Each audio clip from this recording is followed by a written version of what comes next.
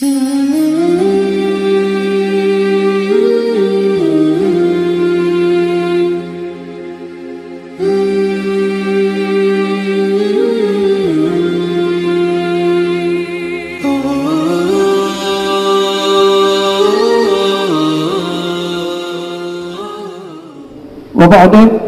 كثير العلماء يعني قبلكم الحمد لله يعني أقرب ما يكون حوالي أسبوعين من هذا اليوم يعني بروفيسور دكتور باسل بن محمد العباس يجلس هنا مع الجماعة فلله الحمد. واسم هذا أجازنا حينئذ سورة الفاتحة. لا نعم سورة الفاتحة. وفي هذا المحل في هذه الفرصة إن شاء الله نستفيد منكم يعني التوجيهات والتوصية بالموضوع مولد الرسول صلى الله عليه وآله وصحبه وسلم. يعني نحن الآن يعني في آخر هذا الشهر المبارك، ويزيد البركة يعني بحضوركم وكلا أن جدكم نبينا وحبيبنا سيدنا محمد صلى الله عليه وآله وصحبه وسلم. Alhamdulillah kita bapak-bapak, ibu-ibu, kaum muslimin muslimat dimanapun saja berada, khususnya yang sedang berjamaah bersama dengan Maulana Al-Habib Muhsin bin Muhammad Al-Abbas pada kesempatan ini. Kita anggap beliau adalah wakil daripada baginda Nabi besar Muhammad sallallahu alaihi wasallam yang menziarahi kita. Masya Allah, tabarakallah, sangat untung yang tumbuh sebagai mungkin masjid ini lebih yang hadir bersama dengan kami, bersama dengan Habibana. Masya Allah, tabarakallah, ada afan beberapa yang mendapatkan berlipat ganda kebaikan, kebagusan. Masya Allah, dikirimkan oleh Allah Subhanahu wa taala min sama'il a'la ila al-ard ila dunya. Masya Allah, tabarakallah. Karena itu mari kita sama-sama dengan seksama ya kita mengikuti tausiah daripada Habibana ini. Insya Allah kita akan mendapatkan segala macam fadail, segala macam keberkatan, segala macam kebaikan dengan kehadiran beliau. Beliau dari Makkah Al-Mukarramah, dari awal Madinatul Munawwarah, dari Al-Madinatul Munawwarah, wilayah dulu ya ke datuknya baginda besar Muhammad SAW, baru dia meninggalkan Madinah untuk ya terbang di tempat kita ini. Masya Allah, tabarakallah, sangat beruntung kita. Karena itu jazakumullah khairan katsira ala hadhihi ziarah, wa narju wa natamanna an takun hadhihi ziarah yani awwal ziarah wa yatluha ziyarat marrat ba'da marrat. Tawakumullah wa askanana wa iyyakum wa jaddakum yani Rasulullah sallallahu alaihi wasallam fi jannatin na'im fi ala darajat jannatillah subhanahu wa ta'ala. Terima kasih banyak, mudah-mudahan kita semua menjadi ahli surga bersama dengan beliau ya, ngiring datuk beliau baginda Nabi besar Muhammad sallallahu alaihi wasallam. Nahnu natamanna narju at-tawbihat ala ma qult min mawdu' maulid Rasul sallallahu alaihi wasallam. Falyatafaddal mashkura. Wassalamualaikum warahmatullahi wabarakatuh.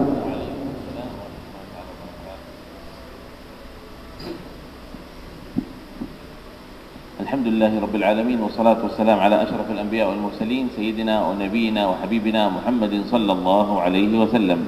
Alhamdulillah, segala puji bagi Allah Subhanahu wa taala, yaitu Tuhan semesta alam, dan juga salawat dan salam kepada baginda Nabi Muhammad sallallahu alaihi wasallam. Wa qad akramakum Allah Subhanahu wa taala fi hadhihi as-sabihah bis salati salat al-fajr fi jama'ah wa huwa khairun 'azimun min Allah Subhanahu wa ta'ala. Dan sungguh Allah telah memuliakan kalian semua dengan sebab hadir salat berjamaah di masjid ini, dan fadilah salat berjamaah subuh yaitu sangat besar, sangat agung. Qad jaa'a fil hadits bashshir al-mashsha'in fi adh-dhulami ila al-masjid bin-nur at-tam yawm al-qiyamah.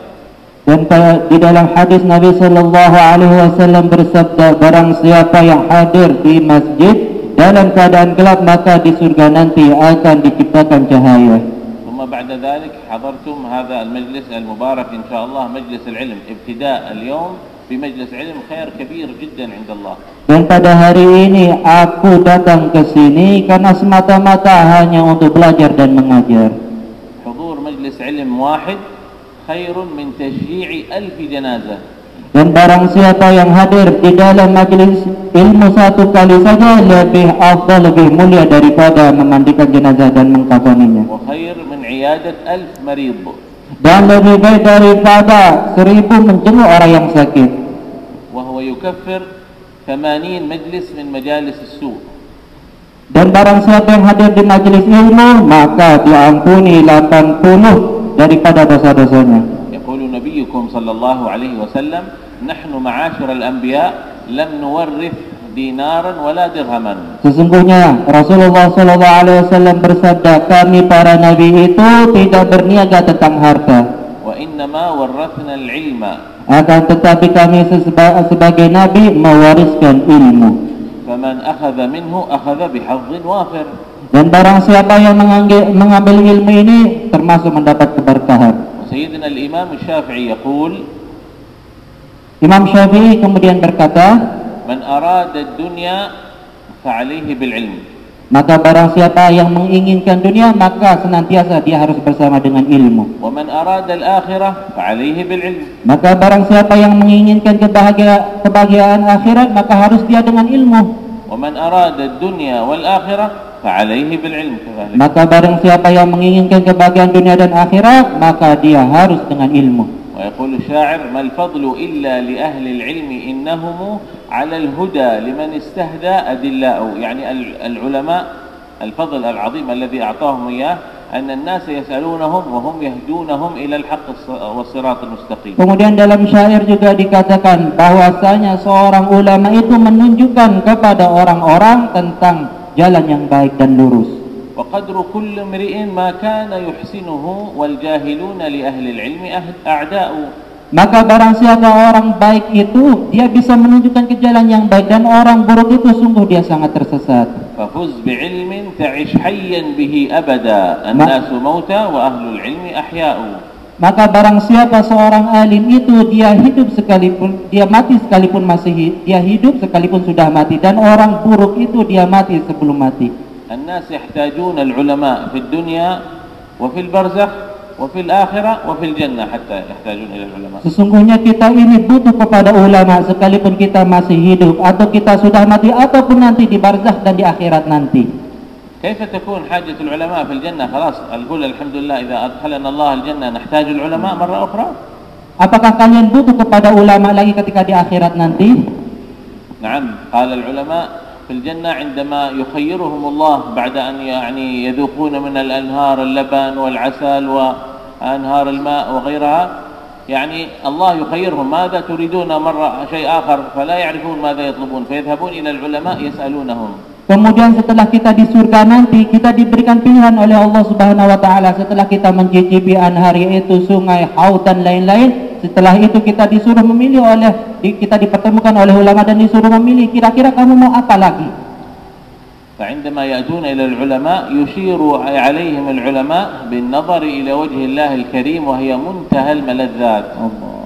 Kemudian ulama tersebut menunjukkan kepada kita, ayo kita melihat Allah Subhanahu wa taala, dan inilah maqam yang paling enak, yang paling nikmat ketika pada saat itu. وهذه الدنيا مزرعة الآخرة. Sesungguhnya dunia ini adalah tempat untuk bercocok tanam untuk mempersiapkan di akhirat nanti. كلما حافظت على سنة من سنن سيد المرسلين كانت لك درجة أعلى في الجنة. Dan barang siapa yang istiqamah mengamalkan sunnah Nabi sallallahu alaihi wasallam, maka kalian akan mendapatkan surga yang tertinggi.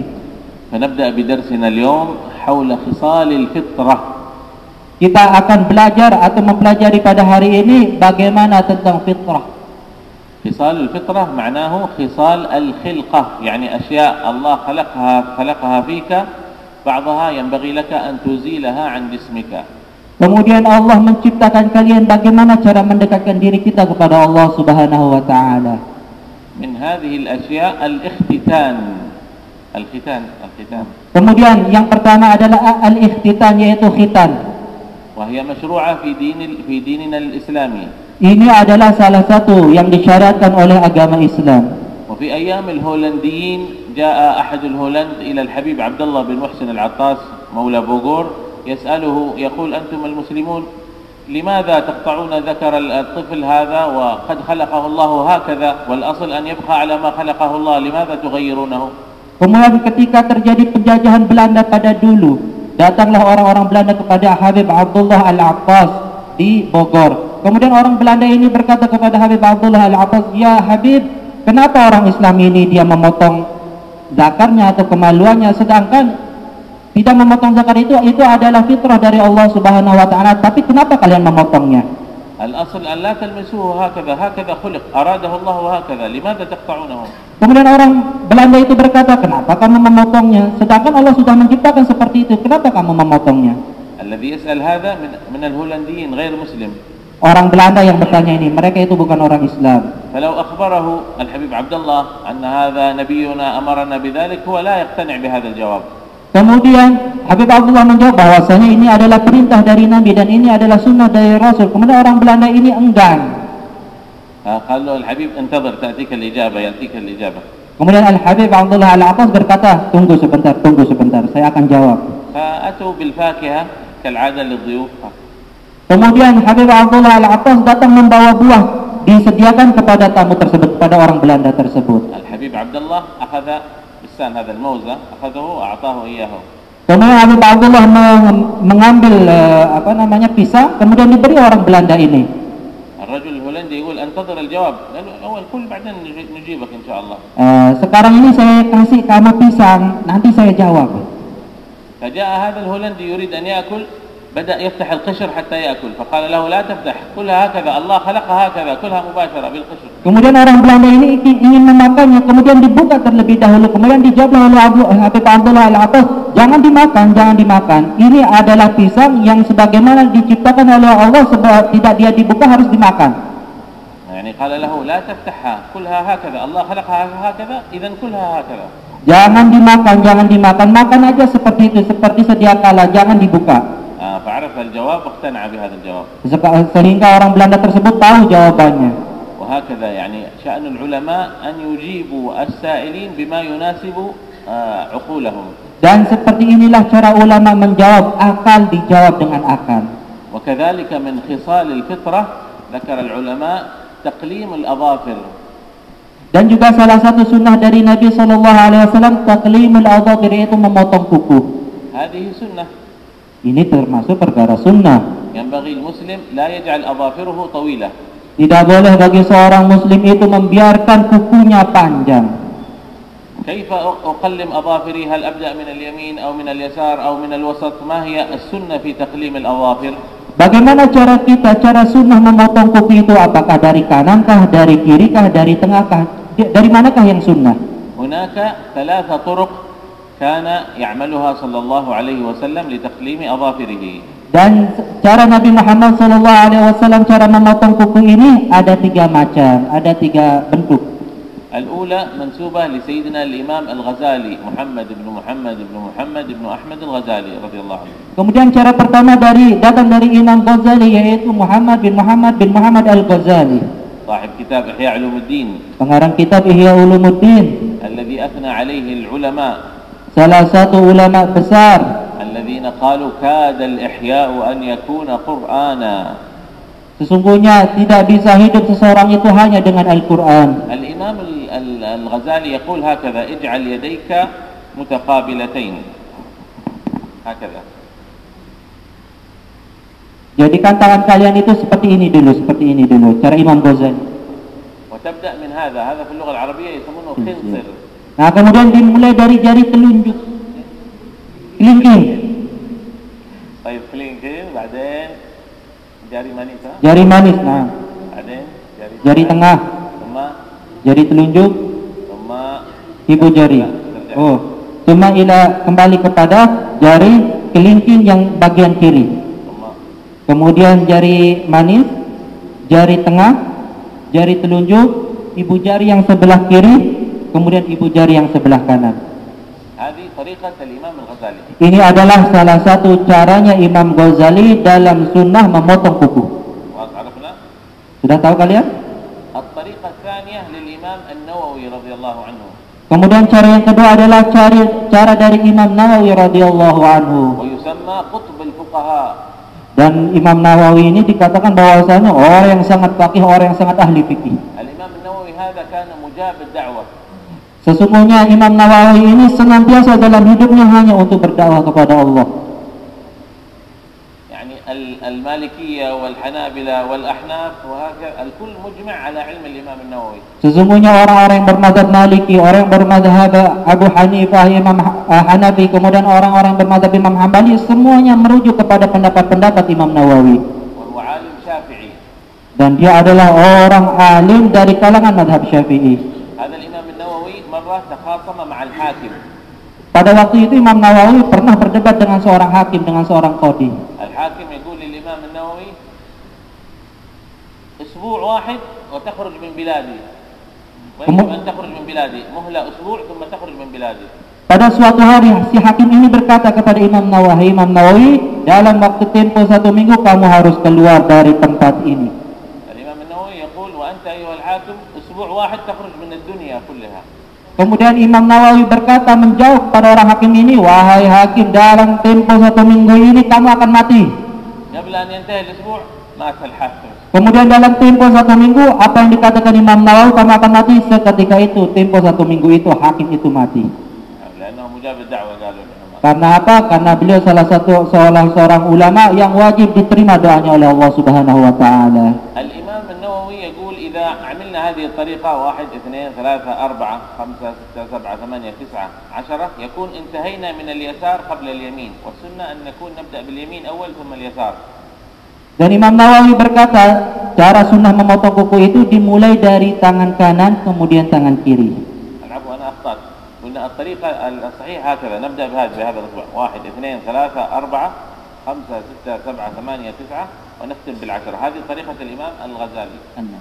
لا الغزالي هذا قلنا 1 2 3 4 5 6 7 8 9 10. Perlu sedikit dikoreksi bahwasanya cara Imam Ghazali kata beliau tadi, saya lupa, kata beliau dimulai dari jari telunjuk, kemudian jari tengah, kemudian jari manis, kemudian jari kelingking yang sebelah kanan, kemudian dipindah ke kiri, jari kelingking yang sebelah kiri, kemudian jari manis, kemudian jari manis, jari tengah, kemudian jari telunjuk yang sebelah kiri, kemudian jari ibu jari yang sebelah kiri, kemudian ibu jari yang sebelah kanan, menjadi penutup.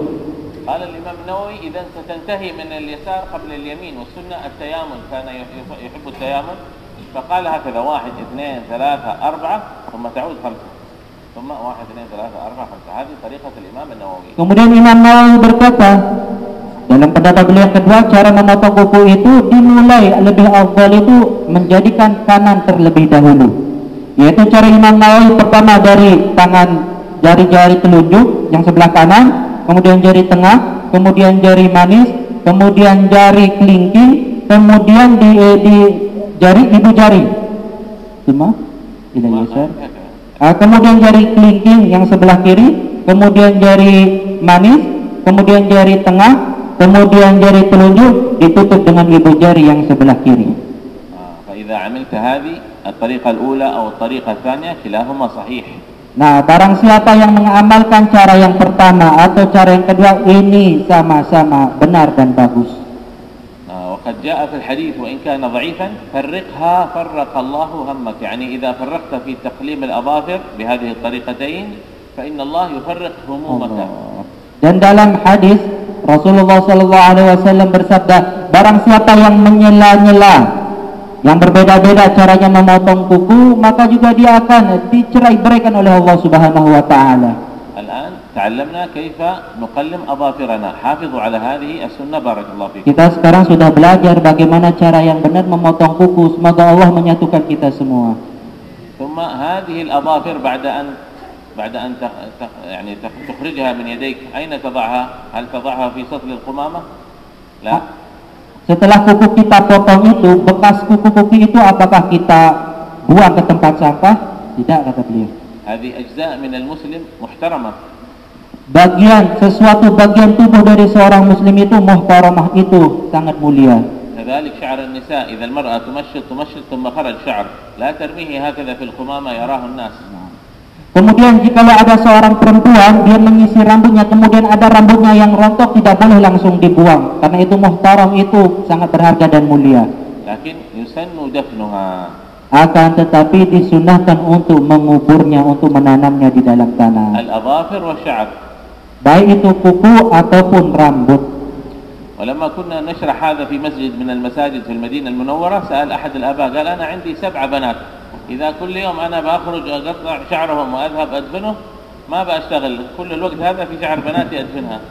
Kemudian diceritakan ada seseorang di Madinah, seorang ayah ini, saya punya 7 anak perempuan. Kalau dia setiap hari dia rontok rambutnya, kemudian setiap hari saya tanam rambutnya, saya disibukkan dengan hal seperti ini, kemudian kapan saya akan mulai bekerja? العلماء يقولون لا تجعل عندك في البيت صندوق هكذا فيه تراب، صندوق فيه تراب، وكل مرة تحتاج إلى تقليم الأظافر أو زوجتك يخرج منها شعر تدفنوه في هذا الصندوق حتى يكمل مثلا سنة أو 6 أشهر، ثم هذا الصندوق تأخذون التراب في رحلة من الرحلات التنزهية تجعلونه في التراب. Kemudian salah seorang ulama berkata caranya jangan ribet-ribet, cukup disediakan kotak di dalam rumah, ditaruh dengan tanah, kemudian ditanam di sana, sekalipun kalian biarkan 3 bulan, 6 bulan ataupun 1 tahun tidak menjadi masalah. Nanti setelah itu kemudian dibawa ke tempat yang lapang, ke tempat yang lain, kemudian ditanam di sana. لأن هذه الأظافر والشعور ستعود لك يوم القيامة جميع الشعر وجميع الأظافر. Allah. Karena kuku dan rambut ini pada hari kiamat nanti memberi persaksian. فإذا أعيدت وقد أزيلت من جسمك وأنت على طهارة وكذلك المرأة تزيلها وهي على طهارة تكون شاهدة لك وتكون في الميزان تثقل ميزانك يوم القيامة. Dan barang siapa yang terlepas kukunya, yang terlepas rambutnya sedangkan dia dalam keadaan suci, pada hari kiamat nanti juga memberi persaksian ketika di mizan. وإذا أخرجتها من غير طهارة لا تشهد لك ولا عليك. Dan barang siapa yang terputus kukunya ataupun rambutnya rontok, dia dalam keadaan tidak suci, belum suci, maka pada hari kiamatlah nanti dia tidak bisa memberi persaksian. وبعد ذلك من خصال الفطرة إزالة الشعر. Dan juga salah satu sunnah berikutnya adalah izalat asy'ar, yaitu memotong rambut. إزالة شعر الإبطين. Pertama yaitu rambut ketiak. للرجل وللمرأة. Bagi laki-laki dan perempuan. لكن ما الفرق بينهما؟ Akan tetapi apa perbedaan di antara keduanya? الذي يسن للرجل أن ينتف إذا استطاع والمرأة بالموس. Dan juga bagi laki-laki itu disunahkan itu memotong bulu ketiaknya itu dengan cara mencabut, sedangkan perempuan disunahkan dengan cara mengurisnya. وقد رأوا الإمام الشافعي هذا كلام الإمام الشافعي فرأوا الإمام الشافعي وهو رجل يستخدم الموس هذه فقالوا لماذا أنت تقول الأفضل النتف؟ قال يؤذيني يعني ما يستطيع فإذا كان الإنسان لا يستطيع لا بأس الحاصل المقصود إزالته. Nah, dikatakan oleh Imam Syafi'i bahwasanya Imam Syafi'i memotong bulu ketiaknya dengan menggunakan kuris, dengan menggunakan pisau pada waktu itu. Kemudian ada salah seorang bertanya kepada Imam Syafi'i, wahai Imam, kenapa kamu memotong dengan menggunakan pisau? Imam Syafi'i menjawab, yang terpenting adalah menghilangkan bulu ketiak, sekalipun dengan mengurisnya atau dengan cara mencabutnya, yang penting sama maksudnya, yaitu mencabutnya atau menghilangkannya. وأما بالنسبة لشعر العانة فالسنة فيه العكس الرجل بالموسى والمرأة تنتف. العانة الشعر الذي فوق القبل. Yaitu al-anah itu adalah bulu yang di atas kemaluan. السنة الرجل بالموس والمرأة تنتف. Kemudian disunahkan bulu kemaluan niki nggih, yaitu bagi laki-laki itu sunnah untuk mengkurisnya, sedangkan perempuan sunnah untuk mencabutnya. لماذا هذا يا إخوان؟ لأن ورد في الحديث إذا استمر الإنسان 40 يوما ولم يزيل الشعر في العانة أو هنا يكون بيت للشيطان يجلس في هذا المكان. Allah. Dan barang siapa lebih dari 40 hari dia tidak menghilangkan bulu kemaluannya, maka syaitan diam di sana. فينتبه الإنسان لا يجعل بيت الشيطان في جسده. Kemudian kalian harus tahu, jangan menjadikan tempat badan kita ini menjadi rumah dari syaitan. بقي معانا في تقليم الأظافر في أي وقت يكون تقليم الأظافر؟ قال العلماء يكون بعد الفجر وقبل المغرب، هذا أفضل أوقاته. Kemudian bagaimana waktu yang tepat kita memotong kuku? Waktu yang tepat adalah setelah subuh dan sebelum maghrib. في يوم الاثنين أو الخميس أو صباح الجمعة. Pada hari Senin atau hari Kamis atau pada pagi hari Jumat. هذه أوقات قلم الأظافر وكذلك حلاقة قلنا الإبطين وشعر العانة. Ini adalah waktu yang mulia, cara ketika kita memotong kuku maupun cara menghilangkan bulu-bulu yang di badan. نحافظ على هذه السنن الذي سمعناها بارك الله فيكم. Pertahankan sunnah ini. ثم بعد ذلك من خصال الفطرة كذلك الاكتحال، كان صلى الله عليه وسلم يكتحل في كل يوم. Dan juga bentuk sunnah lainnya adalah al-iktihal, yaitu memakai celah mata. من يعرف كيف يكتحل صلى الله عليه وسلم؟ Sekarang dari kalian siapa yang tahu cara memakai celah itu? كان يكتحل بطريقتين صلى الله عليه وسلم. Rasulullah sallallahu alaihi wasallam cara memakai celah itu dengan dua cara. الكحل سنة للرجال وللنساء. Kuhul itu, memakai celah itu disunahkan bagi laki-laki, juga disunahkan bagi perempuan. أيوة كيف الاكتحال هكذا، هذا الذي يمسح بالعين يسمى ميل في اللغة العربية. Kemudian cara besi niki, besi yang dipakai untuk di mata niki itu disebut mil di bahasa Arab. الذي نضع فيه الميل يسمى مرود في اللغة العربية. Kemudian tempat yang dipakai untuk menampung, untuk menaruh besi tersebut atau celah tersebut itu disebut dengan mirwad. Jikalau dikumpulkan keduanya disebut dengan mukhulah. Perhatikan dia. Al-ula hakadha. Al-yamin. Wahid.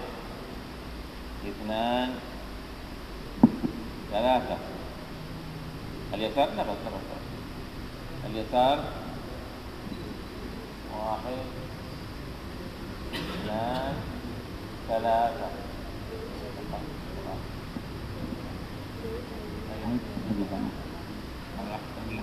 نعم. لماذا قلنا هذه الطريقة؟ لأن السنة أن يكون الاكتحال في كل عين وترا، معنى وتر واحد أو ثلاثة أو خمسة أو سبعة وهكذا. Kemudian cara pertama kata beliau, niki besinya nggih. Kemudian niki ini besinya contoh. Kemudian niki tempat celah tersebut dimasukkan, kemudian niki dihitung 1, dimasukkan lagi dihitung 2, dimasukkan lagi dihitung 3. Karena apa? Sunnah menjadikan kanan terlebih dahulu, kemudian dimasukkan lagi 1, kemudian dimasukkan lagi 2, 3 tanpa dimasukkan yang keenam. Nah. Karena apa? Karena yang dimasukkan besinya niki ke dalam celah tersebut itu 5, karena disunahkan itu 5 itu bilangan ganjil, dan ini disunahkan oleh Nabi sallallahu alaihi wasallam. Yani al-maqsud huna witra 3 wa huna 3 wal khams kadzalik yakun witra. Dan juga di sini disunahkan, di sini 3, di sini 3, di sini ketika kita masukkan besinya itu harus 5 karena ini bilangan ganjil. هذه الطريقة الأولى 3 في اليمين ثم 3 في اليسار. Ini adalah cara pertama, 3 kali di kanan, 3 kali di kiri. لكن الطريقة الثانية هكذا 1 1 2 2 3. Kemudian cara kedua adalah pertama dimasukkan, kemudian dihitung 1, dimasukkan lagi, dihitung 1 yang kiri ya. Kemudian dimasukkan lagi, dihitung 2 yang sebelah kanan. Kemudian dimasukkan lagi, dihitung 2 yang sebelah kiri. Kemudian dimasukkan lagi, dihitung 3 tanpa dimasukkan lagi. وهكذا يكون حافظنا على هذه مع الدعاء الذي علمنا إياه رسول الله صلى الله عليه وسلم يقول اللهم نور بصري وبصيرتي. Ya Allah, kemudian setelah kita memakai celah itu, kemudian kita berdoa, ya Allah, bersihkanlah ya Allah, cahayailah mata kami, penglihatan kami dan juga hati kami. ويكون وقت الاكتحال الأفضل قبل أن ينام. Dan yang paling mulia itu kita memakai celah itu sebelum kita tidur. لأن مفعول الكحل هذا يشتغل عندما تطبق عينيك، تقفل عينيك، يبدأ الفوائد تبدأ تشتغل. Karena apa? Karena celah itu dia bekerja, dia memberi faedah, memberi manfaat itu ketika kita tidur, ketika kita memejamkan mata. ثم نختم بالخصلة الأخيرة السواك، كذلك من سنن سيد المرسلين. Kemudian yang terakhir adalah bagaimana cara memakai siwak, karena siwak ini adalah sunnah dari Nabi sallallahu alaihi wasallam. صلاة بسواك أفضل من 70 صلاة بغير سواك. Barang siapa yang salat satu kali memakai siwak lebih afdal, lebih mulia daripada tidak salat 70 kali tidak memakai siwak. صلاة برداء هكذا مثل الشيخ الله يبارك فيه وحبيبنا، صلاة بالرداء أفضل من 35 صلاة بغير رداء. Kemudian barang siapa yang salat memakai rida sorban niki itu lebih mulia daripada salat tidak memakai rida 35 kali. صلاة بعمامة، العمامة هذه عمامة وحتى هذه الكوافي تعم الرأس فيصح كذلك أفضل من 35 صلاة بغير عمامة. Kemudian barang siapa orang yang salat menggunakan imamah atau menggunakan peci itu lebih afdal, lebih mulia daripada salat tidak menggunakan imamah 35 kali. ما شاء الله، أنا وجدت أكثركم يعني هناك ستر للرأس وهذا شيء مبارك طيب ما شاء الله. Dan semua kalian jamaah niki nggih, kata beliau, semuanya memakai peci dan mudah-mudahan dapat berkah, kata beliau. بارك الله فيكم لأن هذا فيه أجر أكثر. Karena ini kita mendapat pahala yang sangat besar. رسول الله صلى الله عليه وسلم عادته يغطي رأسه لا يفتح رأسه إلا في الحج والعمرة. Dan adat kebiasaan dari Rasulullah sallallahu alaihi wasallam keseharian beliau itu selalu memakai peci, selalu menutupi kepala beliau. Beliau itu tidak memakai peci atau menutup kepala beliau kecuali pada ibadah haji dan umrah. باقي معنا خصلة واحدة، كيف تدخل إلى مكان الوضوء مثل الحمام. Nah, dan sunnah yang terakhir adalah bagaimana cara kita pergi ke toilet atau ke hammam. الدخول يسن يكون باليسار صحيح؟ الدخول إلى الخلاء باليسار ثم اليمين. Kemudian cara pertama adalah cara kita masuk toilet, dahulukan kaki kiri dari kaki kanan. لكن إذا كان الحذاء في داخل الحمام كيف تلبس؟ احنا قلنا تدخل باليسار والسنة أن تلبس الحذاء اليمين أول، فكيف تعمل؟ تريد أن تدخل باليسار وتلبس الحذاء اليمين، كيف هذا نجمع بين الاثنين؟ Kemudian jika ada sandal misalnya ada sandal di dalam toilet, kemudian kita masuk dengan kaki sebelah kiri, sedangkan memakai sandal itu disunahkan mendahulukan kaki kanan. Terus yang lebih afdal ini bagaimana cara mengumpulkan semacam ini? أنا في أكثر البيوت في بلاد الحبيبة إندونيسيا لا أجد هناك أحذية في داخل الحمام، وهذا خلاف السنة، الأفضل يكون في حذاء. Dan juga kebiasaan kita niki di Indonesia itu banyak kita di toilet itu tidak menaruhkan sandal, padahal yang sunnah itu adalah di toilet itu kita menaruh sandal. بعض الصغار والأطفال والنساء يصرعون في الحمام، يعني تسقط هكذا من الجن أو غيره. لماذا؟ لأنها إما دخلت حافية أو دخلت حاسرة الرأس لم تغطي رأسها. أما إذا غطت رأسها ولبست حذاء لا يحصل هذا أبدا.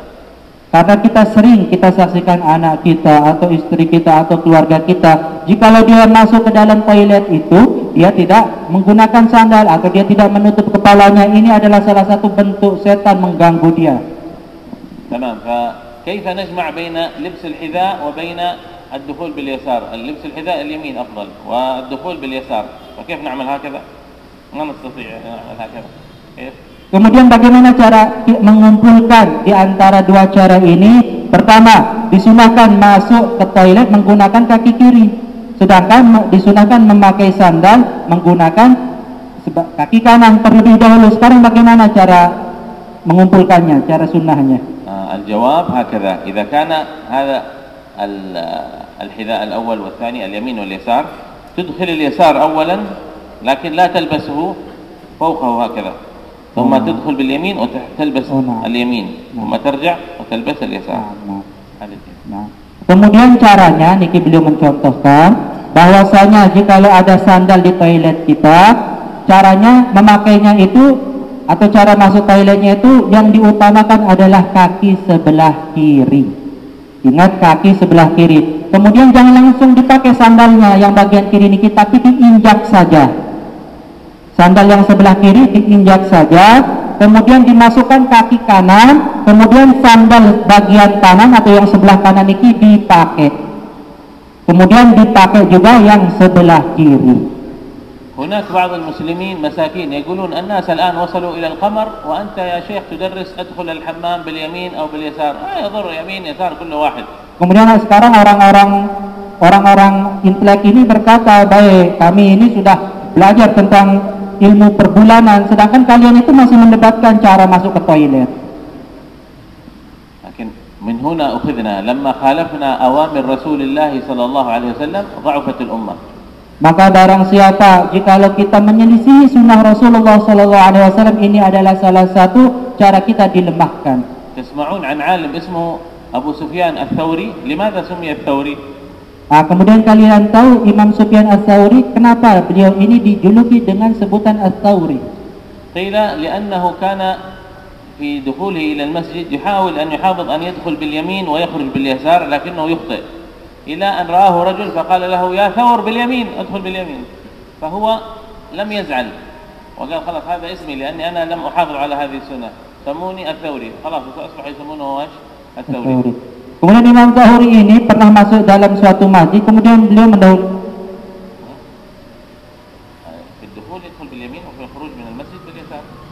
Kemudian Imam Zuhri ini beliau masuk ke dalam masjid ini mendahulukan kaki kanannya, kemudian keluar dari masjid mendahulukan kaki kirinya.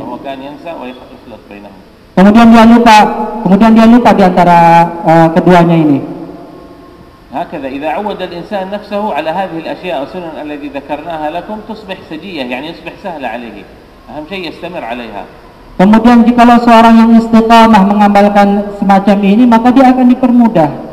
استمر على الاكتحال إن شاء الله. من اليوم نكتحل، هذه سنة للرسول صلى الله عليه وسلم. Maka barang siapa yang membiasakan dirinya memakai celak, maka dia juga akan terbiasa.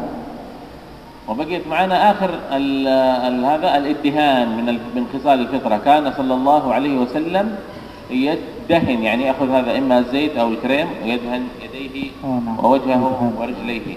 Kemudian salah satu bentuk sunnah lagi adalah yudhan, yaitu memakai minyak, membaluri kulit ini dengan minyak. حتى العلماء يقولون من كثرة ما يستخدم من الزيت والدهن كأنه ثوب زيات، يعني كأنه الذي يراه يظن أنه يبيع الزيت من كثرة الزيت الذي على جسمه. Karena apa? Karena ulama berkata, karena saking banyaknya Rasulullah memakai zat atau memakai minyak di kulit beliau, itu seolah-olah kelihatannya itu sangat terang. وكان ادهانه غبة. ما معنى غبة؟ يعني يوم يدهن يستخدم الدهن ويوم لا، يوم يدهن ويوم لا، وهكذا. Kemudian cara Rasulullah sallallahu alaihi wasallam memakai minyak niki nggih, membaluri kulit beliau menggunakan minyak atau mungkin embody mungkin zaman sekarang nggih. Caranya adalah sekarang make, besok tidak, besoknya lagi make, besoknya lagi tidak. Seperti itu di zigzag. وهكذا هذا سنة للرجال وللنساء. Dan ini disunahkan bagi seorang laki-laki maupun perempuan. لكن لا تنسى أن تنوي الاقتداء به صلى الله عليه وسلم. Dan kalian jangan melupakan cara atau sunnah-sunnah Nabi Rasulullah sallallahu alaihi wasallam. يعني نحن نعرف أن النساء يعني يحافظون على على الادهان، لكن أكثرهم يعني يتبع الموضة وكيف النساء الغربيات يتبعونهم ولا يقصدون عندما يدهنون أنها سنة النبي صلى الله عليه وسلم حتى يجدون الأجر من الله. Sekarang perempuan zaman sekarang ini sangat lalai menjalankan sunnah Nabi sallallahu alaihi wasallam. Mereka itu lebih mengidolakan orang-orang asing, orang-orang artis itu, sedangkan mereka itu tidak tahu bagaimana cara Rasulullah sallallahu alaihi wasallam bahwasanya disunnahkan memakai minyak di membaluri kulit. Allahumma salli wa sallim ala sayyidina al-muallim al-awwal sayyidina Muhammad sallallahu alaihi wasallam. Salawat serta salam kepada baginda Nabi Muhammad sallallahu alaihi wasallam. Allahumma ajzi sayyidina Muhammadan 'anna khairal jazaa. Sesungguhnya Rasulullah sallallahu alaihi wasallam adalah nabi yang sangat mulia. Fi kulli marrah ta'mal hadhihi sunan بعدين يأتي العلم الجديد ويكتشف أن هذا الأفضل للإنسان. Kemudian datanglah ilmu ini, bahwasanya ini adalah yang paling mulia di kalangan manusia. في كل مرة العلم الجديد يكتشف أنه صادق صلى الله عليه وسلم. Sesungguhnya ilmu baru itu atau ilmu-ilmu itu semuanya bersumber dari Nabi sallallahu alaihi wasallam. مثل تغطية الإناء، تعرفون تغطية الإناء؟ الكوب هذا إذا كان هناك كوب ومكشوف ليس بينه وبين السماء، الرسول علمنا قال أوكئوا يعني غطوا أوانيكم. الآن هذه تغطى، ما تنبغي أن تكون في الليل مكشوفة حتى لا يأتي إليها داء، لأنه ورد في كل سنة يأتي يوم يجيء فيه داء، الذي يأخذ هذا المشروب أو الأكل وفيه داء ليس له علاج إلا الموت، يموت هكذا. فالنبي علمنا إذا كان هناك إناء مفتوح إما تغطيه أو تضع عودا عليه وتقول بسم الله، فإن الداء هذا لا ينزل إليه أبدا. Kemudian cara sepele lagi yang sering kita lalaikan adalah yaitu menutup inak atau wadah. Terkadang kita itu membukanya, dan ini caranya salah. Jikalau kalian tidak ingin terkenai oleh suatu penyakit, caranya yaitu inak atau wadah tersebut ditutup. Jikalau kalian tidak bisa menutupnya, cukup dengan kayu, yaitu diniatkan bismillahirrahmanirrahim, semoga penyakit apapun tidak bisa masuk ke dalamnya. وفي هذا القدر كفاية، وجزاكم الله خير على حسن الاستماع. نسأل الله سبحانه وتعالى أن يبارك لنا في هذا اليوم ويجعلنا وإياكم إن شاء الله ممن أحب، ويجعلنا وإياكم ملتزمين بسنته صلى الله عليه وسلم. Semoga kalian selalu istiqamah dalam mengamalkan sunnah-sunnah Nabi Muhammad sallallahu alaihi wasallam. Ya Rabbi bil Mustafa balligh maqasidana waghfir lana ma madha ya wasi'al karam. Ya Rabbi bil Mustafa balligh maqasidana waghfir lana ma madha wasi'al karam. Ya Rabbi bil مصطفى بلغ مقاصدنا واغفر لنا ما مضى يا واسع الكرم. السلام عليكم ورحمة الله تعالى وبركاته. وعليكم السلام ورحمة الله وبركاته. أجز لنا يا حبيبنا من باب النبي. Tunggu dulu nih, beliau mau mengijazahkan surat Ikhlas niki. مرحبا. Suratul Ikhlas.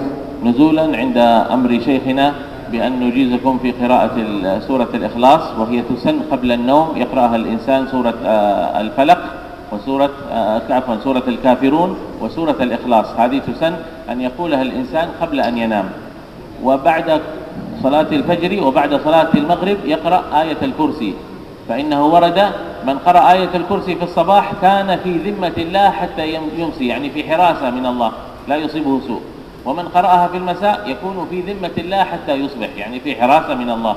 إن صحت لنا الإجازة فقد أجزناكم في قراءة سورتي الكافرون وسورة الإخلاص وفي آية الكرسي.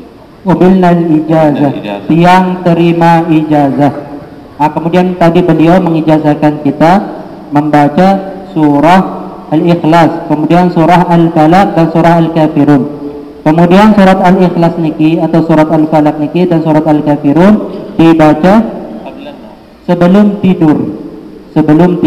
Kemudian juga beliau mengijazahkan ayat kursi dibaca pada pagi hari, maka fi dimatillah, sepanjang hari itu dia berada dalam jaminan Allah Subhanahu wa taala. Kemudian jikalau dia membacanya di waktu sore, dari waktu sore sampai subuh itu dia berada dalam jaminan Allah Subhanahu wa taala. Kemudian beliau mengijazahkan dan kita bilang yang terima ijazah. Assalamualaikum warahmatullahi wabarakatuh.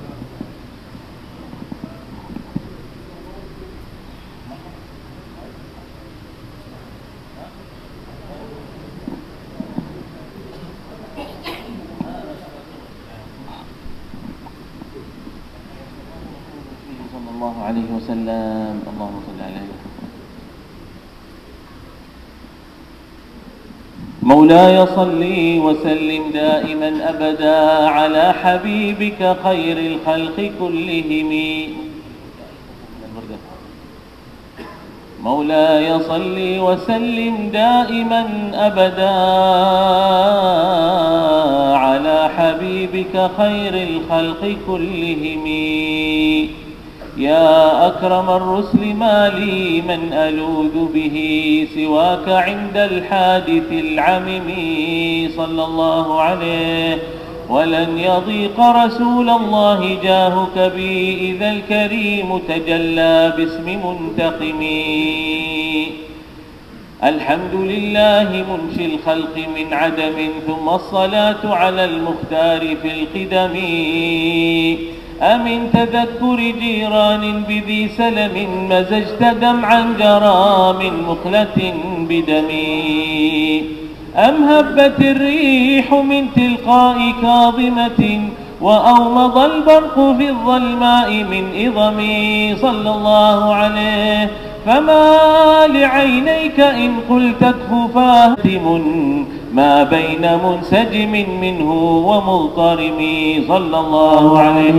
لولا الهوى لم ترق دمعا على طلل ولا أرقت لذكر البان والعلم صلى الله عليه. فكيف تنكر حبا بعدما شهدت به عليك عدول الدمع والسقم. وأثبت الوجد خطي عبرة وظنا مثل البهار على خديك والعنم صلى الله عليه. نعم سرى طيف من أهوى فأرقني والحب يعترض اللذات بالألم صلى الله عليه. يا لائمي في الهوى العذر معذرة مني إليك ولو أنصفت لم تلمي صلى الله عليه. عدتك حالي لا سري بمستتر عن الوشاة ولا دائي بمنحسمي صلى الله عليه. محبتني النصح لكن لست أسمعه إن المحب عن العذال في صممي. إني اتهمت نصيح الشيب في عدل والشيب أبعد في نصح عن التهم. مولاي صل وسلم دائما أبدا على حبيبك خير الخلق كلهم. اللهم صل وسلم وبارك عليه وعلى آله.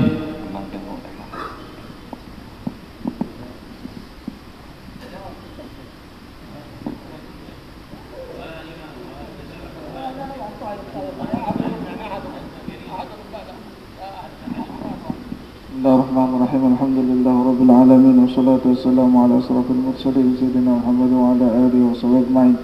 Allahumma inna nas'aluka wa natawajjahu ilayka bi nabiyyika Muhammad sallallahu alaihi wasallam wa ibadika salihun wa na'udzubika min syarri ma sta'adzaka minhu nabiyyika Muhammad sallallahu alaihi wasallam wa ibadika salihun wa antal musta'an wa ilaikal balagh wa la hawla wa la quwwata illa billahil aliyyil azim. Allahumma astur banatana wa ihfaz auladana wa ahdi nisa'ana wa ashfi mardana واشف مرضانا وارحم موتانا يا ارحم الراحمين. اللهم اجعلنا واولادنا وذريتنا وتلامذتنا من العلماء العاملين الأولياء العارفين الأمراء الراشدين والزعماء المفلحين والمجاهدين المخلصين لإله كلمة الدين يا رب العالمين.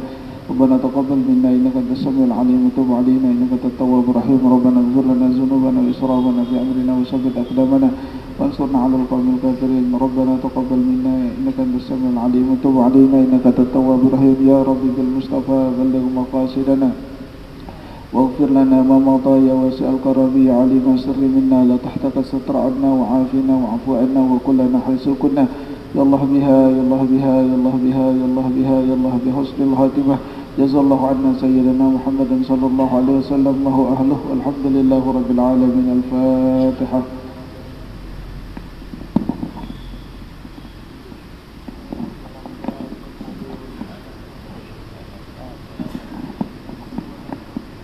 سبحان ربك رب العزة عما يصفون وسلام على المرسلين والحمد لله رب العالمين. بشر الفاتحة. بسم الله الرحمن الرحيم. الحمد لله رب العالمين الرحمن الرحيم مالك يوم الدين إياك نعبد وإياك نستعين صراط المستقيم صراط الذين أنعمت عليهم غير المغضوب عليهم ولا الضالين آمين. الحمد لله قد جزاكم الله خيرا كثيرا على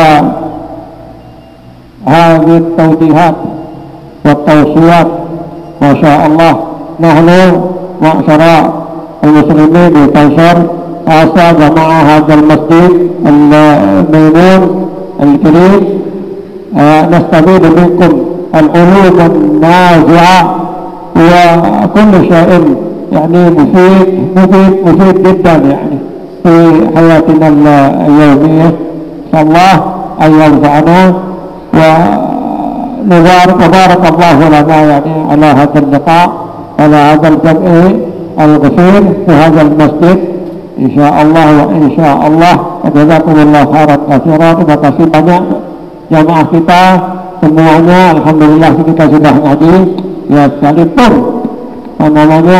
pengajian kita tidak berjam-jam, akan tetapi kita sudah mendapatkan faedah yang sangat banyak, manfaat yang sangat besar. Mudah-mudahan ini menjadi ilmu kita untuk terus-menerus kita jalankan sunnah baginda yang besar Muhammad SAW. Dari kalau kita anggap yang kecil, nanti mudah-mudahan dimudahkan oleh Allah SWT menjalankan sunnah yang besar-besar, sehingga yang berat pun nanti akan menjadi ringan karena berkat cinta yang besar Muhammad SAW kepada kita dan berkat cinta kita pada baginda yang besar Muhammad SAW. جمعنا الله سبحانه وتعالى في العقبة في الآخرة في جنة النعيم في جنة الفردوس ما شاء الله تبارك الله. نحن ما شاء الله نفرح ونسر بهذا اللقاء. Mudah-mudahan kita terus-menerus didatangi oleh para ulama khususnya dari Makkah, dari Madinah, hingga pada saatnya nanti kita mudah-mudahan dimudahkan oleh Allah Subhanahu wa taala untuk datang ke Mekah, ke Madinah untuk beribadah haji, beribadah umrah, berziarah kepada baginda Nabi besar Muhammad sallallahu alaihi wasallam. Ala hadhihi niyyah wa ala kulli niyyatin salihah. Surah Al-Fatihah.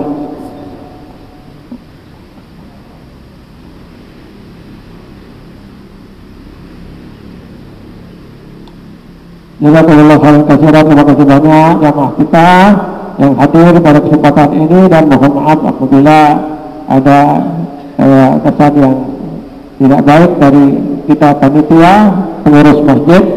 Mudah-mudahan semua kita dikumpulkan dalam kebaikan, dalam ridha Allah Subhanahu wa taala. Wallahu muwaffiq wal hadi ila sabilil rasyad. Assalamualaikum warahmatullahi wabarakatuh.